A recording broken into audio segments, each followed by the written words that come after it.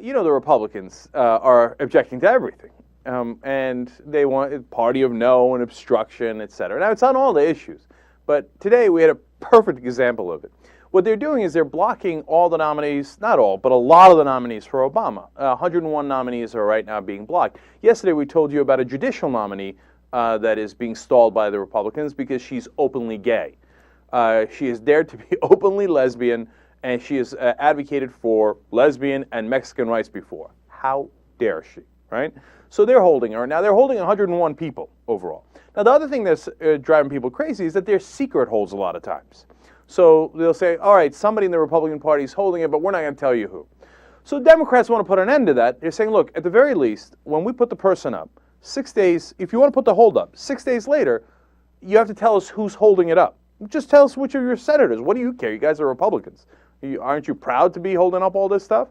And by the way, if you're wondering if the Democrats have held up nominees before, of course they have. And that's, to some degree, a normal part of the process. Have they held up 101 nominees by the time your first term is over a year old? Hell no, not even close. As usual, the Republicans breaking all records. Something that's supposed to be rare and an exception is now commonplace. That's what they normally do. So you've got all these things. So you know what? The Democrats decided, Sheldon Whitehouse, Claire McCaskill, they're going to go up there and they're going to say, all right, we're going to read the names. If you want to object, you come in here and object personally. Okay, you want to object? I'm going to read the name and I'm going to bring your ass in here, have you object. Sheldon Whitehouse started and there were no Republicans in the chamber. And he said, look, if you don't object, they're going to go through right now. You want to do that? So the Republicans in a panic, they're like, go, send somebody, send. And so John Kyle comes in and he's going to have to object to every one of them. That leads to our very fun clip here.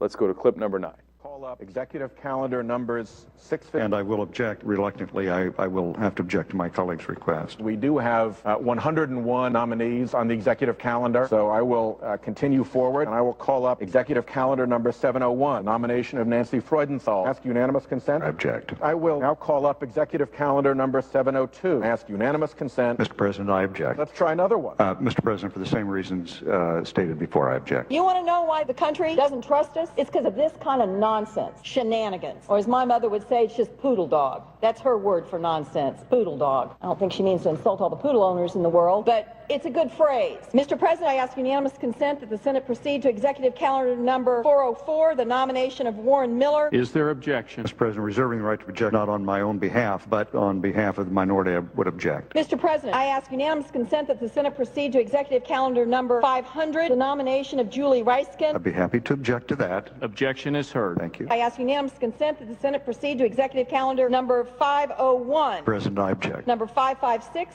Mr. President, I object. Number 581. Mr. President, for the reasons stated earlier, I object. 589. I object, Mr. President. 590. Mr. President, I object. 592. Mr. President, I object. 618. Mr. President, I object. 620. Mr. President, I object. 628. Mr. President, I object. 640.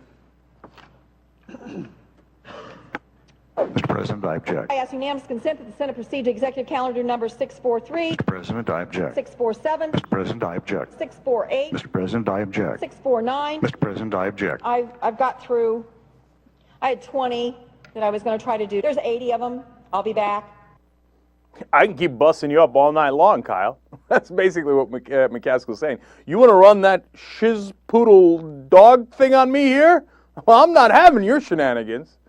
So, look, that's what I'm talking about. A lot of times everyone will say, oh, we can't do a filibuster in public because of the way that the rules are structured. Just do it. Just come out there and have them do this, and it's a spectacle. And it makes people see the objections of the Republicans and the obstructionism of the Republicans and hear it, and you go, oh, okay, I get it. They're blocking everything.